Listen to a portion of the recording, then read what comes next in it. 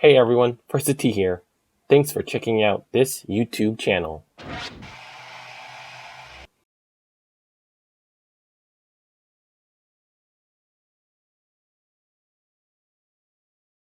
Congratulations, Patrick, on winning 2019's Northern Trust. Here's his post-win press conference interview. Patrick, 16 months since your last PGA Tour victory. Good memories here in this tri-state area, winning this event in 2016. Few comments on the victory.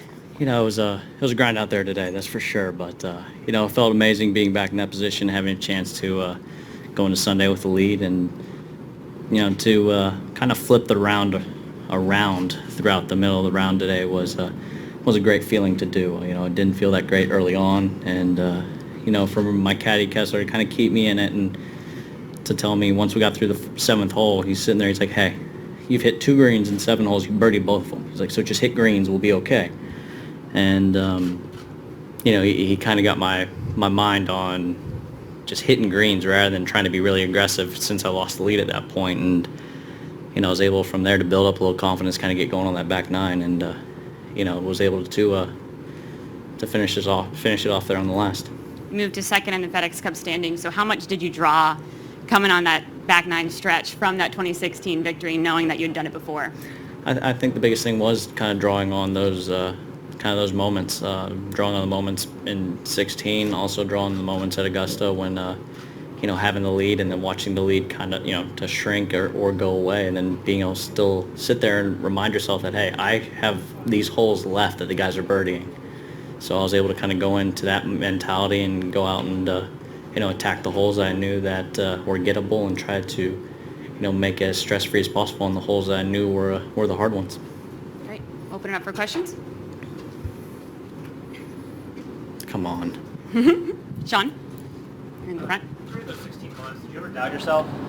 No. I think the biggest thing was it was more kind of frustration and kind of questioning going on, because I felt like I was doing a lot of things really well. I felt like we were practicing the right way. I felt like I was playing golf on the golf course the right way, but the numbers weren't producing. And, it was just kind of wearing on you mentally. And finally when I got to Bethpage, and, I just felt like I didn't have any speed. Felt like nothing was going right. I felt like I was doing a lot of things right, but there was a lot of question marks every time I look up. The ball's going different directions. And finally my team, Justine and my coach, said, "Hey, I haven't seen this kind of side of you. You're kind of, you just kind of look lethargic. You don't seem like you can actually move out there." He's like, "I think we need to take an actual break. You actually haven't had a break, so let's shut it down for a little bit, and we'll pick it back up at PGA at Pebble." And so I took 3 weeks off there, and I took 10 days right after I finished at Bethpage.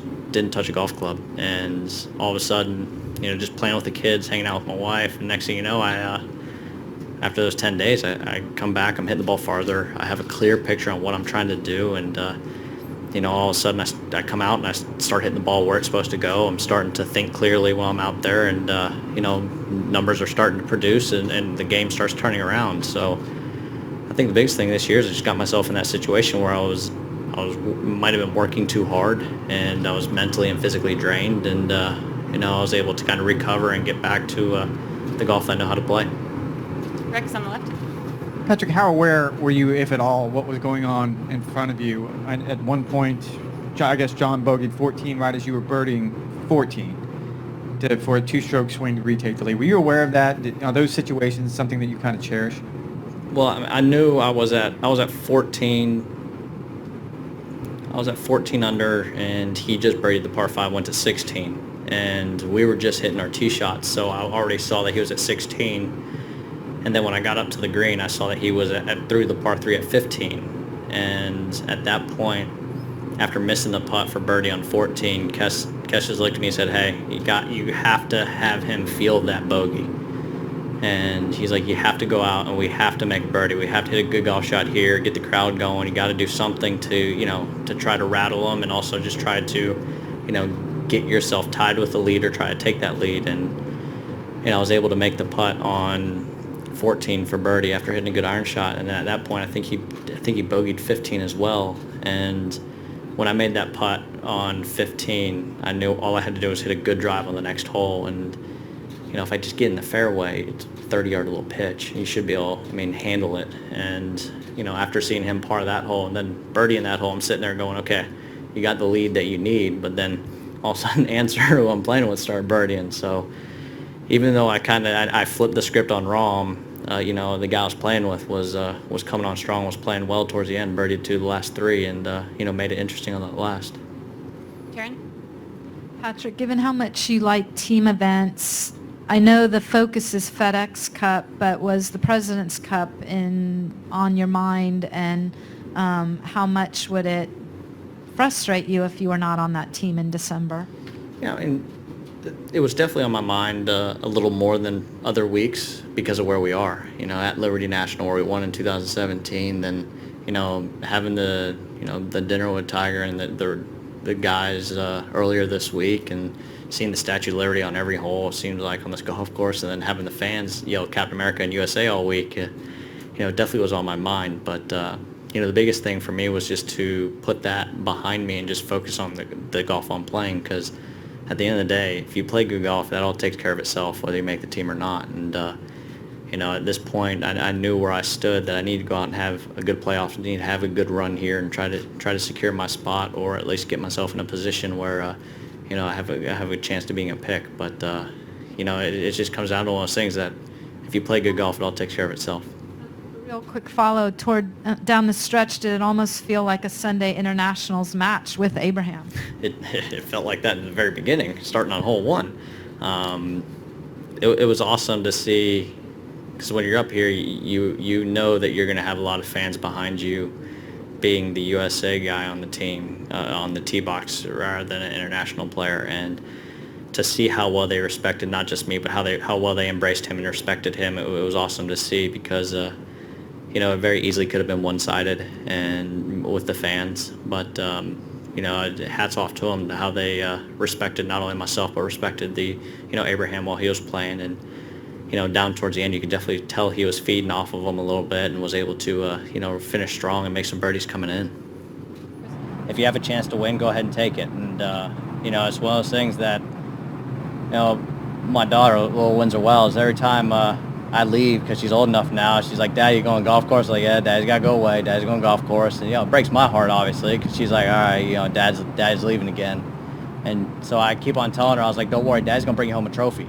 Well, I've let her down now for 14, 15 months, and so finally, Daddy gets to bring home a trophy for the little one. And Barrett, his first tournament I won with him was the Masters, and now all of a sudden a playoff event. So he's off to a pretty good start, and I just can't wait to get home and to share this win with them, and kind of reflect on it, and and hang out with the little ones. But at the end of the day, it's recover tomorrow and get back to the grind and get ready for playoffs, because it was just the first week. We have two more weeks coming in. What in your mind is the single greatest thing about winning today? Honestly, I think that the best thing about winning today was, I haven't had my phone yet, haven't turned on my phone, but it's when I call home and I tell Windsor Wells and Barrett and Justine that Daddy's bringing home a trophy. It's one of those things that, it's great coming out and playing great golf, but it's another thing to be able to bring home hardware. And Windsor Wells, she really understood what the green jacket was. And she, every time I kind of walked around, she's like, "Hey, Daddy, you got the green jacket?" And, I keep on telling her, like I said, that when Daddy goes away, he's going to try to bring you home a trophy. And, this time I'm actually able to bring one home, and, and share a win with her and Barrett, and, just seeing the little ones. Jason, and in the back. Patrick, you spoke about getting your first win since the Masters. Some guys tend to sort of take their foot off the gas pedal just a little bit after winning a major. You don't seem like that kind of guy. You feel like just sort of in the aftermath, just kind of enjoying it, resting up a little bit. Do you ever kind of take your foot off the gas pedal a little bit? I honestly felt like I almost did the opposite. I almost felt like I pressed harder and worked harder and tried harder, and therefore it made me physically and mentally drained. I kind of went the wrong direction, and that's why I felt like we needed to break. And I'll never forget, a great friend of mine told me that, hey, this is just the beginning. When I won Augusta, he's like, use this as a stepping stone. Don't use this as, okay, I've done it. Use it as a stepping stone to continue to play better and continue to grow. And I almost went overboard on that. And I grinded too hard. I played too much. I wore myself out that, I mean, I wasn't able to I was almost outside of my body. I couldn't feel anything that was going on. I couldn't feel where the club was. I felt like I was making good swings and the ball's going different directions. I felt like I was hitting good putts. They weren't even close. You know, all of a sudden I felt like I was doing a lot of great things and numbers are getting higher rather than lower. And that's when my team's like, hey, you need to shut it down. You know, he's like, this is a time right after U.S. Open that you can take a little break here and we can pick it back up at PGA. We can pick it back up at the U.S. Open and finish the year off right. And you know, it was hard for me. I mean, I'm not used to actually taking time off, and one, having to take time off, and then two, doing it when you're kind of questioning things. You're not feeling great. You know, you feel like you're doing a lot of things well, but the numbers aren't producing. You're sitting there just scratching your head, and all of a sudden you got to shut it down. And then you're sitting there going, well, now I'm just going to come back and be rusty. But if anything, I came back stronger, you know, with a clearer picture and a clearer mind. I was able to go out and play. Since your last win, you've been in the headlines for a lot of things that weren't necessarily your game or your success on the course. And there were a lot of headlines this week, a lot of controversy, and you weren't a part of it at all. How nice is it to sort of let your game do the talking again 16 months after Augusta? Well, I think that's the biggest thing is, you know, I've always kind of come out and I've always popped in my headphones and just played golf. You know, I don't focus too much on the noise that's going on, whether it's, you know, media, fans, what's going on anywhere. I just, when I come out to work, that's why I've always kind of put on my headphones, is to kind of get in my own world, in my own bubble, to go out and do the best I can on the golf course. And, you know, it's just something that I've always kind of done, is, you know, just kind of always tried to take one step at a time, one day at a time, and focus on what I can control, and that's playing golf, being a good husband, being a good father, and just playing golf. And at the end of the day, you know, it's just kind of one of those things that a lot of things, the controversies like with slow play and stuff like that this week that guys are bringing up. I mean, yeah, these are some issues that need to be addressed, but at the same time, there's ways that we can handle it, and there's ways that it can be done in order for it to be beneficial for both sides, for the players as well as for the tour and for the spectators and everybody. So, you know, the players and the tour will all get it right. It's just, you know, it's just going to take a little time for us all to get that dialed in. You're 12th in the President's Cup standings right now. You're not able to find the top 8 after next week. You're hoping to lead on time for a big. You know, it's one of those things. I just got to continue playing good golf. If I'm not inside the top 8, that means, you know, that I have until China to continue playing good golf, continue playing well, and you know, if you continue playing good golf, you continue having chances to win on Sunday, you continue winning golf tournaments, then it's one of those things that it's going to be hard not to pick somebody. But at the same time, if you don't play good golf, now all of a sudden you're really relying on a pick, on whether it's past history, whether it's past results, stuff like that. But so, you know, for me, it's just continue playing good golf, and that'll all take care of itself. And you know, if Tiger ever calls me and wants to talk or anything like that, I mean, he knows I'll always call him back. But you know, I'm not gonna bug him. I'm not gonna call him and bug him. I mean, his job's hard enough. You know, if I continue to go out there and playing good golf, I know he's gonna make the right decision on picking the 4 guys that he feels are best for the team at the end of the day, and that's all you can ask for, is for your captain to go out and pick the best 4 guys that you feel are going to help you to win the cup overseas. Starting the week outside, looking into that top 30, now sitting at number 2 in the FedEx Cup standings. Does that free up your mind moving in next week, knowing that you'll be at East Lake? It definitely frees me up on knowing that I'm going to be in East Lake. But at the end of the day, you know, we still have 2 weeks. Next week, you still have a lot of points available to go out, and you have to play well. And now with the staggered start on at East Lake, you want to put yourself in the best position you can going into East Lake, because you know, one of my goals has always been to win the FedEx Cup. And you know, after winning here and feeling like I'm in good form, it's one of those things that leading into next week, you know, recover tomorrow and kind of get going, and you know, starting Tuesday, grind up again and get ready to go and try to put the foot down again and start playing some solid golf and try to win another golf tournament. Yeah, after what you talked about, after the PGA, the time you had to take off, how much better does this feel now, Oh, it feels great. I felt like I should have won earlier these past month and a half. I felt like I had a lot of really good opportunities there, and just either didn't make any putts or hit a couple of loose shots here or there that kind of really cost me to win golf tournaments. But to get so close and feel like it hasn't quite gotten over that edge, and to kind of have a year that you're not really thrilled about, and that you feel like has been kind of a struggle, and to come out and to be in form. I feel like the best thing is to be in form with how I was throughout the past month and a half, and then to win. It felt like, all right, this was time coming. It wasn't just all of a sudden, I was in bad form, won a golf tournament, and all of a sudden you're like, okay, well, I played well that week. I feel like I've been playing well, and finally to cap one off, it shows and validates what we've been working on and stuff, and the things that we've been doing since the U.S. Open has really been paying off. Karen and Doug.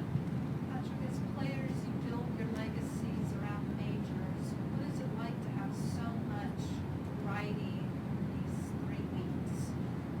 Team events, money, standings, whatever. It's a lot. I think the biggest thing is what the PGA Tour, with the European Tour, what they have done now is they have made sure that it's not just the majors and not just the World Golf Championships. They're now having where you have playoffs, FedEx Cup, Race to Dubai, their playoff events, and all the other events they play now mean a little bit more. Before it was all like, okay, it's majors or World Golf Championships. Well, you can't just win the majors and the World Golf Championships to win a FedEx Cup, and you have to play well all year. And they've definitely scheduled it now with having that kind of backloading the schedule where the majors start, and all of a sudden you seem like you have a major or World Golf Championship every other week until you get through playoffs. They've put it now in a position where you have to be in good form in order to succeed, and it's one of these things that guys are going to go out. You're going to see more guys kind of play in the fall as well as earlier on in the year, so they can kind of take a little bit of break before the majors hit, so they can, and also so they're not so far behind. Because you don't play in the fall, you're so far behind the guys in FedEx Cup that I've been in that situation, and it's not fun going to your first event and all of a sudden you're sitting there, you're like 190th in FedEx. You're like, wait, I haven't really played, and all these other guys are playing the fall, and you're 800 points behind. I feel like I'm missing one of your wins, but I think you go Barclays at 16 and Bethpage up until Augusta, the way you did from Augusta until now. Is it only the one area of your game over the next part that you'd like to get sorted out is maybe winning a little bit more consistently without these little gaps? Yeah, I don't like long gaps. It's not fun. I've always played golf tournaments to win golf tournaments. I've always wanted to compete to win. I'm not ever really satisfied with a second, third, fourth, fifth, 10th place finish. I've always played events to go win golf tournaments, and anytime I tee it up, I'm trying to win. And to have those long droughts is not fun. Yeah, you'll have good finishes in there, but as a competitor, as a player, if you ask any of the guys out here that are in top 10, 15 in the world, they would rather win a golf tournament than have 8 second places. They want to win golf tournaments. They want to be able to hold up trophies, and I feel like the longer that kind of that time period is in between wins, it just makes it tougher. And when I had that kind of long, drawn out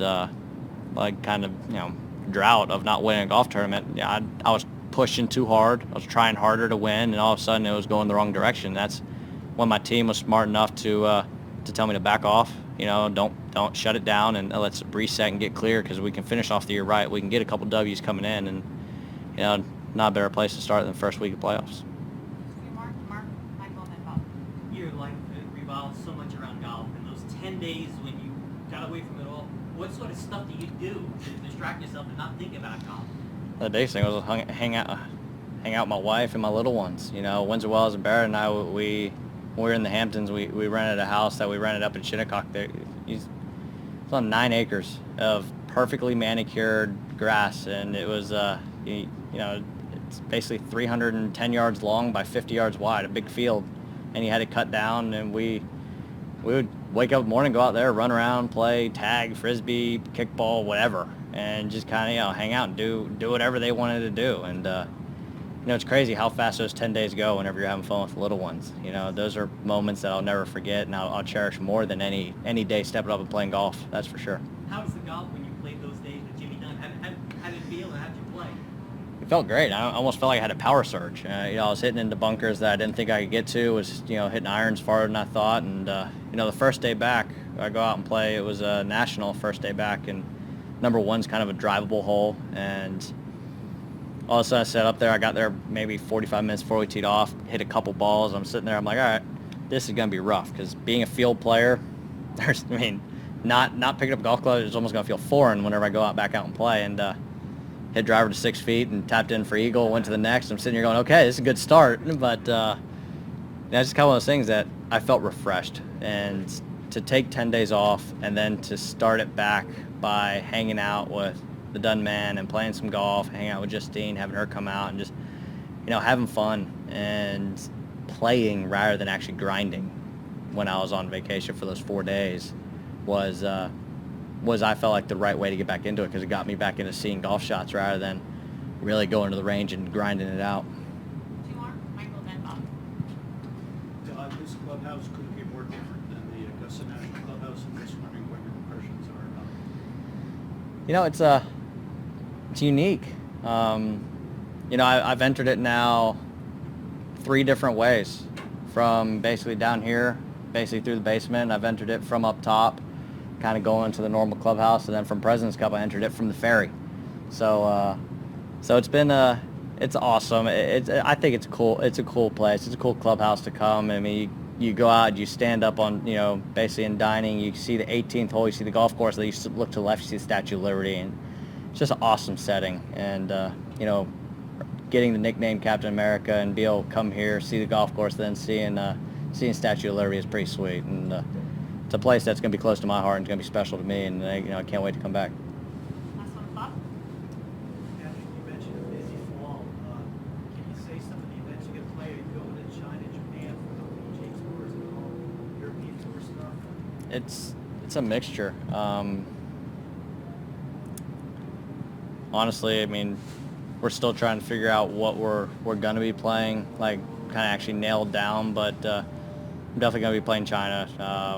We're going to play Zozo and CJ Cup.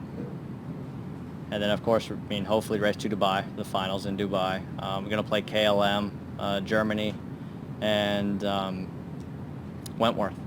I know those for sure. And then, of course, these playoffs. But after that, I'll probably add 6 or 7 more just so that, I can make sure I play about every week coming in. But it kind of seems like. But I think that's the hardest thing for me is I have to make sure that I'm able to monitor kind of my energy level playing on both tours, because when this season stops, that other one is, on the European tour is still going, and it's a crucial time because you got playoffs there as well. So during the fall series and also during the fall when guys are taking breaks over here for the PGA Tour, I'm out there traveling the world playing. So it's one of those things that, we didn't monitor very well last year and earlier this year, and it's something that we're going to definitely learn from this year and monitor going forward. Congratulations once again, Patrick. What was your most memorable moment of this year's Northern Trust? Let me know in the comments section below. And please, click on the thumbs up icon if you liked this video. Subscribing to this YouTube channel and sharing the video also helps, and I'll see you in the next First 2T video.